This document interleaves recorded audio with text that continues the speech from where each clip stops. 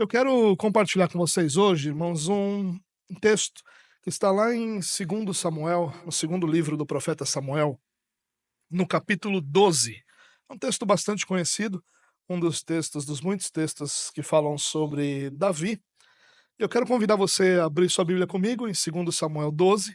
E se você puder, por gentileza, mantenha a sua Bíblia aberta. Nós vamos ler um trecho do texto e depois, na sequência, a gente vai ler mais um outro trecho. Então, 2 Samuel, capítulo 12, a partir do primeiro verso, o texto diz assim: O Senhor enviou Natã a Davi. Natã foi falar com Davi e lhe disse: Havia numa cidade 2 homens, um rico e outro pobre. O rico tinha ovelhas e gado em grande número, mas o pobre não tinha coisa nenhuma, a não ser uma cordeirinha que havia comprado. Ele a criou e ela cresceu em sua casa, junto com os seus filhos, comia da sua comida, bebia do seu copo, dormia nos seus braços e ele a tinha como filha. Certo dia chegou um viajante à casa do homem rico e este não quis pegar uma das suas ovelhas ou um dos seus bois para dar de comer ao visitante que havia chegado. Em vez disso, pegou a cordeirinha do homem pobre e a preparou para o homem que havia chegado. Então o furor de Davi se acendeu contra aquele homem e ele disse a Natã: Tão certo como vive o Senhor, o homem que fez isso deve ser morto, e pela cordeirinha restituirá 4 vezes, porque fez uma coisa dessas e porque não se compadeceu. Então Natã disse a Davi: Esse homem é você. Assim diz o Senhor, o Deus de Israel: Eu ungi rei sobre Israel, eu o livrei das mãos de Saul, eu lhe dei a casa de seu senhor e as mulheres de seu senhor em seus braços. Também lhe dei a casa de Israel e de Judá. E se isso lhe fosse pouco, eu teria acrescentado tais e tais coisas. Por que então você desprezou a palavra do Senhor, fazendo o que era mal aos olhos dele? Com a espada você matou Urias o heteu, você tomou por esposa a mulher dele, depois de o matar com a espada dos filhos de Amon. Agora, pois, a espada jamais se afastará da sua casa, porque você desprezou e tomou a mulher de Urias o heteu para ser sua mulher. Assim diz o Senhor: eu que farei com que de sua própria casa venha o mal sobre você. Tomarei as suas mulheres à sua própria vista e as darei a outro homem que se deitará com elas em plena luz do dia, porque você o fez em segredo, mas eu farei diante de todo Israel e em plena luz do dia. Então Davi disse a Natã: Pequei contra o Senhor. E Natã respondeu: Também o Senhor perdoou o seu pecado e você não morrerá. Mas porque com isto você deu motivos a que os inimigos do Senhor blasfemassem, também o filho que lhe nasceu morrerá. Então Natã foi para sua casa. Queridos, esse texto que nós lemos é o momento mais sombrio da história de Davi. E todos nós temos momentos dos quais nós nos envergonhamos, momentos onde, por mais que o nosso coração desejasse ardentemente, profundamente obedecer, servir, honrar o Senhor, nós não fazemos isso, ao contrário, fazemos aquilo que desonra o nosso Senhor. E esse momento de Davi, ele poderia, aliás, ele marca, todos nós conhecemos esse momento, mas esse momento de Davi poderia ter definido quem Davi era e definido a sua vida. Porque nós temos plena convicção de que o pecado tem consequências e consequências gravíssimas, e que às vezes definem muito da realidade da nossa vida dali para frente. Mas, apesar desse ser o dia mais sombrio da vida de Davi, desse ser o momento mais sombrio da vida dele, e desse ser o episódio mais lamentável da história de Davi, nós vemos nesse relato também o amor restaurador de Deus. Por isso que eu queria compartilhar com vocês essa noite exatamente sobre esse tema, o amor restaurador de Deus e a resposta do coração do crente. Nós não temos dúvida sobre quem Davi era. Davi nos é apresentado como um homem segundo o coração de Deus, e apesar de isso ser utilizado de muitas formas, demonstra que Davi tinha um coração inclinado para o Senhor. que amava o Senhor, que desejava ardentemente servir ao Senhor, pertencer ao Senhor, caminhar com o Senhor. Mas isso não livrou Davi de viver um momento tão triste, angustiante, terrível como esse. Assim como não livra nenhum cristão de viver momentos tristes, sombrios e pecaminosos como o que Davi viveu. É claro que nenhum de nós deseja uma experiência como essa. É claro que todos nós aprendemos, inclusive, com essa experiência para guardarmos e para vigiarmos com relação ao nosso coração, mas nenhum de nós está livre de viver um momento angustiante. E um dos problemas é que em nossa sociedade nós somos, no momento de queda, no momento de fraqueza, no momento de erro, muitas vezes nós somos apontados como um fracasso. E muitas outras vezes nós mesmos nos vemos como um fracasso por causa dos nossos pecados, dos nossos erros e das nossas incapacidades de obedecer e de servir. E é claro que não é de forma alguma uma desculpa, uma liberalidade para que a gente faça isso, porque não há problema, não é isso que eu estou dizendo. Mas o que eu quero dizer é que, ao passar por um momento como esse, todos nós precisamos ter consciência de que o amor restaurador de Deus nos é apresentado, colocado diante de nós, e que nós somos conduzidos como filhos de Deus ao arrependimento e à restauração. A queda de nenhum dos filhos de Deus é completa e definitiva. Ainda que tropecemos, ainda que possamos cair, ainda que façamos aquilo que contraria todo o desejo que há em nossa alma de obedecer ao Senhor, nunca essa queda será completa e definitiva, porque o Senhor conduz à restauração seus filhos, para que cada um deles se torne aquilo que o próprio Deus traçou como propósito para a nossa vida. Deus não nos deixará no meio do caminho, e todos nós seremos levados à imagem do nosso Senhor e Salvador Jesus Cristo. Por isso eu queria, olhando para esse texto, confiando no Senhor, encorajar você a confiar nele para que ele possa sempre continuar a edificar e a guiar a sua vida. A primeira coisa que nós vemos nesse texto, nesse trecho que nós lemos, é que Deus não deixa Davi a sua própria sorte. Deus não permite que Davi lide com o seu pecado sem a sua presença, sem a sua intervenção, sem a realidade do próprio Deus estar diante de Davi. Como se, ao Davi pecar numa situação como essa, é claro, você lembra, né, só como contexto aqui, esse pecado que está sendo tratado aqui por Davi é o pecado onde ele, com Batseba, vai se deitar com ela, vai adulterar com ela, e pior do que isso ainda, vai trazer o seu marido que estava na guerra, batalhando com o povo de Deus, de volta ali para a cidade, e vai tentar manipulá-lo para que ele tenha uma noite com a sua esposa e o filho possa ser dito como dele. E quando isso não dá certo, ele envia uma ordem para que ele seja colocado na frente da batalha, e assim acontece, e ele é morto. Então, Davi é culpado aqui do adultério e do assassinato. É um crime terrível, é um pecado terrível, é uma queda terrível. Mas Deus não deixa Davi a sua própria sorte. Essa é uma esperança para o nosso coração, irmãos. Nenhum dos nossos pecados fica sem que Deus os confronte. Fique sem que Deus os coloque diante de nós, nos concedendo a oportunidade de nos arrependermos e de sermos restaurados. Nenhuma das nossas falhas fica desapercebida, talvez seja desapercebida para os irmãos do lado, talvez seja desapercebida para as pessoas que caminham conosco, mas nunca para Deus. Deus sempre nos confronta com vistas à restauração, com vistas a que nós possamos continuar caminhando com Ele em graça, em bondade e em amor.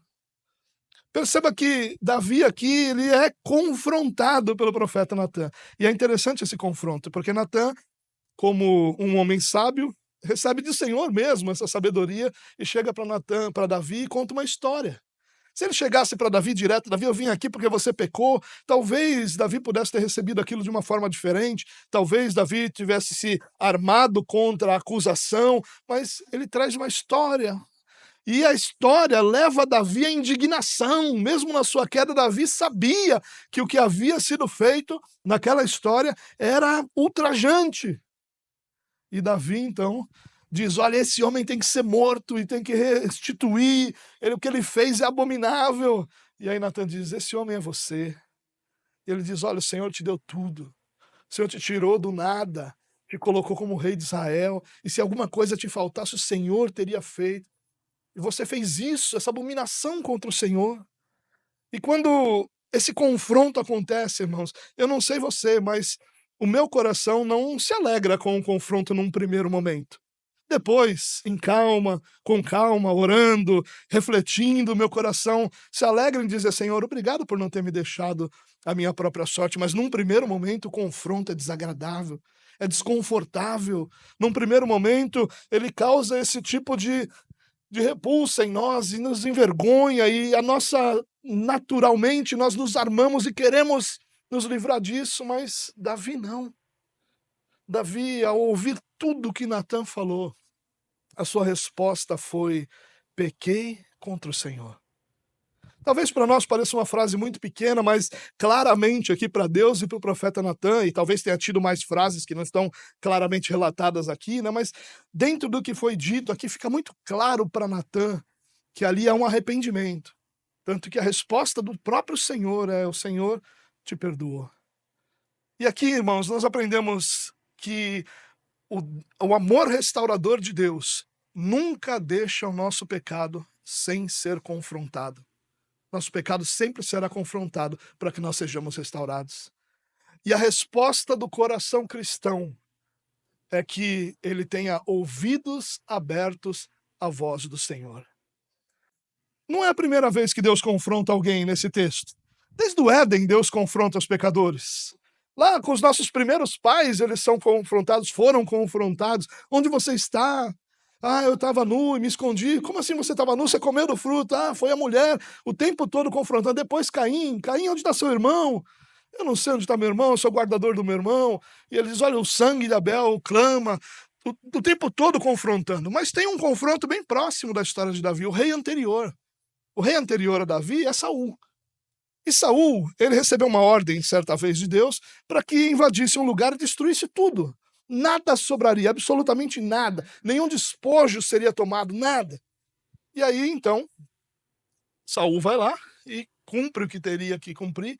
Quando o profeta Samuel vem para visitá-lo, para ver o resultado daquilo, ele começa a ouvir som de festa, som de animais, som de celebração, e ele diz: o que está acontecendo? Não, foram os homens, como sempre, né, a transferência da responsabilidade, foram os homens que quiseram trazer alguns animais para sacrificar ao Senhor, tomaram alguns despojos para que eles pudessem, então, receber ali a honra do que fizeram, e nós fizemos isso pelo Senhor.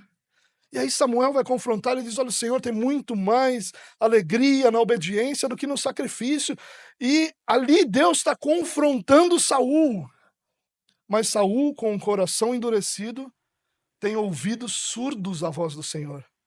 E os ouvidos surdos de Saul fazem com que a reação dele seja: tá bom, pequei, mas agora me honra diante dos homens. Vamos comigo, vamos desfilar comigo diante dos homens, para que os homens saibam, vejam que eu fiz o que o Senhor falou.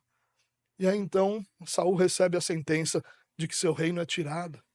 O mesmo confronto caiu em ouvidos surdos. É verdade que Deus nunca deixa o nosso pecado sem confronto, mas é verdade também que muitas vezes os nossos ouvidos estão fechados para a voz do Senhor. Nós ouvimos mensagem atrás de mensagem, confronto atrás de confronto, e nem sempre os nossos ouvidos estão inclinados para a voz do Senhor.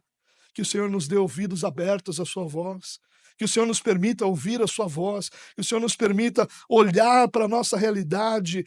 Por mais que o nosso coração deseje, a nossa realidade é que nós somos imperfeitos e pecadores, e esses confrontos servem para a nossa restauração, para o nosso crescimento, para a nossa edificação, para a glória do Senhor. Que Ele nos conceda corações inclinados a ouvir a sua voz, ouvidos abertos para ouvir o seu confronto, porque o amor restaurador de Deus nunca deixa o nosso pecado sem confronto. Mas o texto continua. Diz que o Senhor feriu a criança, que a mulher de Urias, olha só, a mulher de Urias, né? Teve com Davi, a criança adoeceu gravemente, Davi suplicou a Deus pela criança. Davi jejuava e, entrando em casa, passava a noite deitado no chão. Então os anciãos do palácio se aproximaram dele para o levantar do chão, porém ele não quis e não comeu com eles. Verso 18 diz: no 7º dia a criança morreu, e os servos de Davi ficaram com medo de informá-lo de que a criança estava morta, porque diziam: Quando a criança ainda estava viva, falamos com ele, mas ele não dava ouvidos à nossa voz. Como então vamos dizer a ele que a criança morreu? Poderá fazer alguma loucura, mas Davi notou que os seus servos cochichavam uns com os outros e entendeu que a criança havia morrido, então perguntou: a criança morreu? Eles responderam: morreu. Então Davi se levantou do chão, lavou-se, ungiu-se, trocou de roupa, entrou na casa do Senhor e adorou. Depois voltou para o palácio e pediu comida, puseram-na diante dele, e ele comeu, e os servos lhe disseram: que é isso que o Senhor fez? Pela criança viva o Senhor jejuou e orou, mas depois de morta se levantou e se pôs a comer? E Davi respondeu: enquanto a criança estava viva, jejuei, chorei, porque dizia: talvez o Senhor se compadeça de mim, e a criança continuará viva. Mas agora que ela morreu, por que jejuar? Poderei eu trazê-la de volta? Eu irei até ela, mas ela não poderá voltar a mim. O amor restaurador de Deus aqui disciplina Davi. Olha que palavra tão esquecida em nossos dias, né? Um Deus amoroso que disciplina os seus filhos. Quando Jesus diz isso para a igreja de Laodiceia, que Deus disciplina aqueles que Ele ama, Ele está nos lembrando que Deus sempre terá um compromisso superior com a nossa santidade do que Ele tem com o nosso conforto. E às vezes a gente esquece isso, que o compromisso de Deus com cada um de nós é com a nossa santidade, é com a semelhança que nós devemos ter com Jesus Cristo e não com o nosso conforto. Muitas vezes será desconfortável o caminho, porque o caminho da disciplina é desconfortável, mas será sempre um caminho de restauração, sempre um caminho de edificação, de transformação, de sermos moldados pelo Senhor. O amor restaurador nunca deixa o nosso pecado sem confronto, mas o amor restaurador de Deus também disciplina o pecado daqueles que caem diante do Senhor. E muitas vezes nós imaginamos isso como uma espécie de punição, como uma espécie de mal da parte de Deus. Mas lembre-se das palavras de Jesus à igreja de Laodiceia: eu disciplino aqueles que eu amo. Deus disciplina aqueles que Ele ama. O amor de Deus é disciplinador, porque não há alvo maior de Deus para as nossas vidas do que nós nos tornemos semelhantes a Jesus Cristo, o nosso Senhor. É isso que Deus está fazendo conosco, primeiro e superiormente a qualquer outra coisa, nos tornando semelhantes ao nosso Senhor Jesus Cristo. E a resposta do coração do crente aqui não é uma resposta de rebeldia, não é uma resposta de vitimismo, não é uma resposta de angústia e tristeza por causa da disciplina do Senhor, mas é uma resposta de submissão plena à vontade do Pai. É isso que Davi está mostrando aqui. Enquanto a criança estava viva, no que Davi confiou? Meu Deus, Ele sempre é justo, mas Ele também é misericordioso. Quantas vezes, Davi, talvez pensando, eu vi a misericórdia de Deus sobrepujar aquilo que seria plenamente justo. Quantas vezes eu vi a graça de Deus cobrir uma multidão de pecados e aquilo que nós esperávamos como punição não sobreveio ao povo pela graça de Deus. E ele começa a orar pela criança, ele se lança no chão e ora, jejua e diz: quem sabe o Senhor tem misericórdia de mim, da minha família, dessa criança, e as coisas continuam bem. Mas no momento em que ele sabe que aquilo não ocorreu como ele queria, ele se levanta, vai tomar banho, unge seus cabelos, coloca uma roupa nova, senta, se alimenta, adora o Senhor. Olha que beleza isso, irmãos. A beleza de uma submissão. O coração cristão é um coração submisso à vontade de Deus. Ele não é um coração rebelde, ele não é um coração mimado, ele não é um coração vitimista, ele é um coração que entende que a vontade de Deus muitas vezes é desconfortável, mas sempre será o melhor para a nossa vida. Sempre será. Aliás, eu tenho certeza que você já teve essa experiência de passar por uma situação onde algo te entristeceu. E aí o tempo passou, você olha para trás e disse: que bom que aquilo aconteceu. Porque pelo fato daquilo ter acontecido, hoje eu estou vivendo essa realidade. Se lá atrás as coisas tivessem sido como eu gostaria, como eu pensei, possivelmente eu não estaria vivendo a realidade que eu vivo hoje. Porque a nossa visão é limitada. Nós achamos que sabemos, mas nós temos informações parciais, e informações parciais nem sempre, na maioria das vezes, não nos levam a decisões corretas. Então, como a gente enxerga pouco, veja você está me vendo aqui, está me enxergando, não está? Você está enxergando o que está atrás dessa parede? Por que você não está enxergando o que está atrás dessa parede? Porque a sua visão é limitada. Assim é na nossa realidade também. Você enxerga aquilo que está perto de você, aquilo que você percebe, aquilo que você sente, mas existem muitas outras realidades no seu entorno que você não consegue enxergar. Então a sua percepção é limitada e a sua decisão acaba sendo, ou melhor, a sua percepção de decisão acaba sendo limitada também. Por isso que o cristão precisa submeter seu coração à vontade de Deus e adorar o Senhor, mesmo quando o Senhor faz aquilo que nos causa dor e desconforto. E a gente está falando aqui, possivelmente, da pior dor que o ser humano pode enfrentar, que é a perda de um filho. Dificilmente uma dor supera essa, se é que alguma supera. E a gente está vendo Davi nos ensinando, mesmo num momento de queda, nos ensinando que um coração cristão é um coração submisso à vontade de Deus. Por fim, irmãos, o texto no versículo 24 diz: então Davi consolou Batseba, sua mulher. Olha só, antes da disciplina, ele é a mulher de Urias. Ela é a mulher de Urias. Depois da disciplina, ela é sua esposa, sua mulher. E Davi vai consolar sua mulher. A disciplina é restauradora, irmãos. O amor restaurador de Deus nos disciplina, porque disciplina é instrumento de restauração. Nós precisamos acreditar nisso. Nós acreditamos na disciplina da igreja. Por que não acreditaríamos na disciplina do Senhor como algo restaurador e edificante para a nossa vida? Então, Davi, eu falo da disciplina da igreja porque ela é realizada e performada por nós, limitados.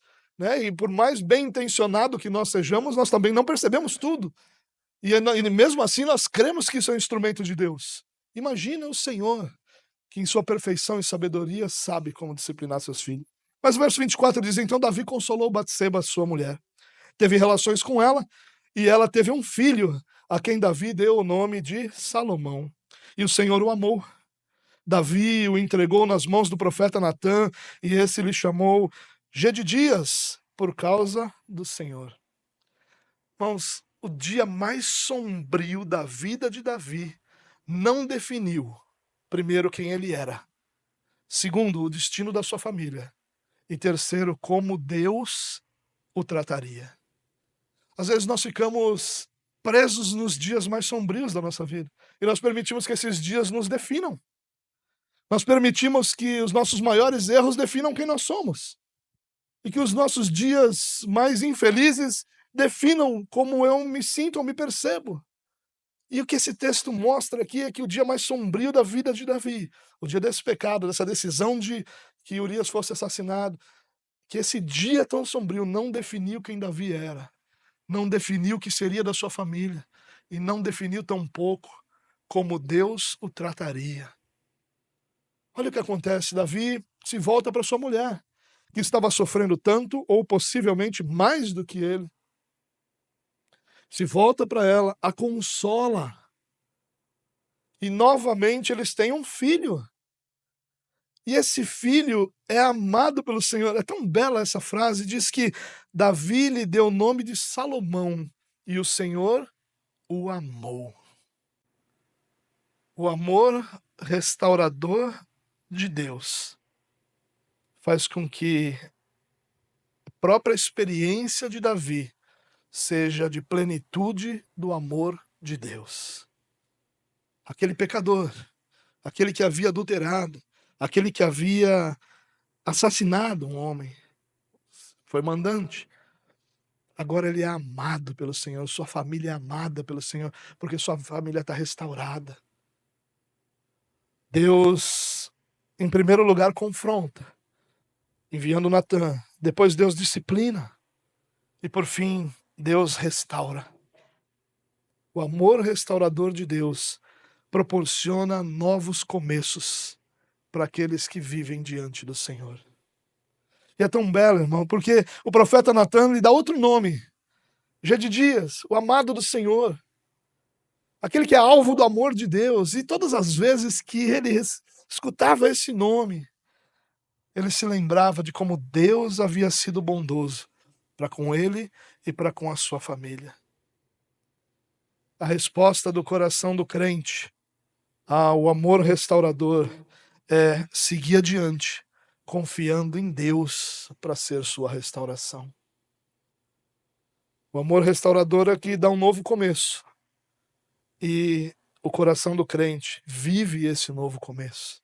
Quantas vezes, irmãos, nós estamos presos nas maiores tristezas da nossa vida? Conheço muitas pessoas que, de forma até angustiante, estão presos nos seus dias mais difíceis. Vivem como se aquele dia fosse revivido dia após dia, dia após dia. Há um filme muito antigo, chamado Meia-Noite e Um. Não sei se alguém assistiu, acho que 2 pessoas assistiram esse filme, eu e o diretor do filme. E esse filme, ela conta a seguinte história: todas as noites, à meia-noite e um, o dia voltava. E aquele camarada tinha que viver aquele dia todo novamente. Eu sei que tem outros filmes, tem até um romântico mais bonito, mas esse filme me fez pensar muito nisso. Há uma lembrança muito forte aqui, muitas vezes a nossa realidade é essa. Todas as manhãs, os nossos piores dias, os nossos piores pecados, as nossas piores experiências definem como será vivido aquele dia. E aí nós vamos deitar, nós vamos dormir, no dia seguinte, tudo aquilo é revivido de novo. Não permita que os seus dias mais angustiantes definam quem você é ou como você vive, porque você vive debaixo da graça restauradora do Senhor. Você vive debaixo do cuidado de um Deus que te conduz à restauração e que te proporciona novos começos e que te proporciona novas oportunidades e que está sempre te lembrando que você é amado do Senhor. Não por quem você é, mas porque o próprio Deus tem te conduzido a uma realidade de amado do Senhor. Ah, irmãos, esse amor restaurador é o amor que nos alcança todos os dias.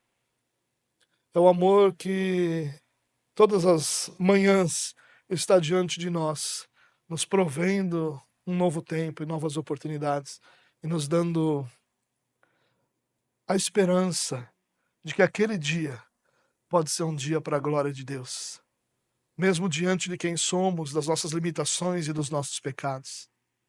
Esses dias nos proporcionam essa lembrança da bondade, da graça, do amor de Deus.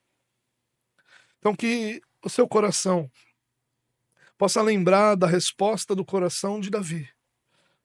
Um homem segundo o coração de Deus, que primeiro tem ouvidos inclinados à voz do Senhor, que em segundo lugar se submete à disciplina do Senhor, confiando nele e confiando no seu senhorio, no seu governo.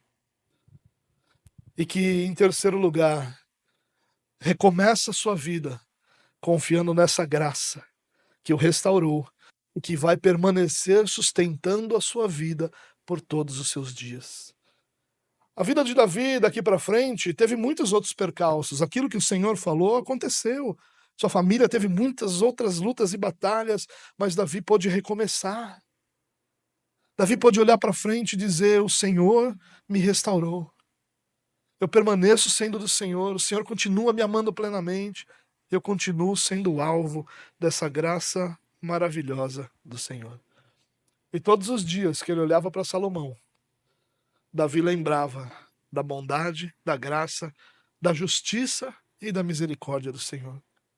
Ele nunca mais pôde se esquecer de como Deus é bom, de como Deus é justo e de como o cuidado de Deus estava sobre a vida dele. A minha oração é que o Senhor nos dê exatamente esse mesmo privilégio de nós nos lembrarmos todos os dias de como a graça de Deus tem nos sustentado, de como a graça de Deus tem nos conduzido e de como nós temos sido alvo desse amor restaurador a cada dia da nossa vida. E que o Senhor não nos conceda a maldição de sermos definidos pelo nosso pior dia, mas que sejamos nós mesmos lembrados todos os dias que é a graça do Senhor quem nos mantém, nos sustenta e que define quem nós somos diante de Deus. Eu queria orar com você, se você me permite. Feche os seus olhos por um minuto. Pai, nós te louvamos porque sabemos que é o Senhor quem nos sustenta todos os dias. A nossa força, a nossa capacidade, o nosso conhecimento, nossa experiência, tudo isso tem seu valor, mas nada disso é capaz de nos sustentar. Só o Senhor, em tua bondade e graça, nos sustenta todos os dias da nossa vida. Nós somos tão gratos por isso, porque o Senhor tem nos direcionado, nos conduzido ao arrependimento, tem restaurado a nossa vida, tem nos curado dos nossos pecados e proporcionado recomeços diariamente para cada um de nós. Louvado seja o teu nome, Senhor, que apesar de nós tem nos amado tanto, que mesmo diante das nossas limitações, dos nossos pecados, tem nos sustentado, nos restaurado, nos curado. E a nossa oração essa noite, Deus, é que o Senhor nos ajude a não sermos definidos pelos nossos piores dias, mas a sermos definidos pelo que o Senhor fez por nós, pela identidade que recebemos de Ti.